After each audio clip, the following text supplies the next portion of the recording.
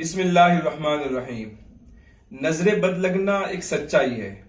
نظر بد آدمی کو لگتی ہے، اور جب نظر بد لگتی ہے تو آدمی بہت پریشان ہوتا ہے۔ خاص طور پر بچوں کو نظر جلدی لگتی ہے۔ بچے بھی پریشان ہوتے ہیں اور ساتھ ساتھ میں ماں باپ بھی پریشان ہوتے ہیں۔ احادیث میں نظر بد سے بچنے کے لیے بعض دعائیں منقول ہے۔ میں ان میں سے آج آپ کو ایک دعا بتانے والا ہوں۔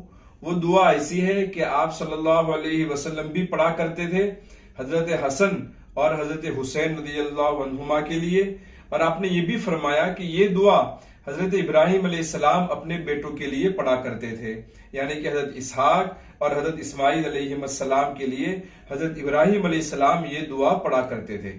وہ دعا کیا ہے؟ اعوذ بکلمات اللہ التامہ من کل شیطان وہامہ ومن کل عین لامہ۔ اعوذ بکلمات اللہ التامہ من کل شیطان وہامہ ومن کل عین لامہ۔ اس دعا کو صبح شام یقین کے ساتھ پڑھے اور اپنے بچوں پر دم کیا کرے۔ انشاءاللہ ہر بری چیز سے اللہ تعالیٰ بچوں کی حفاظت فرمائیں گے۔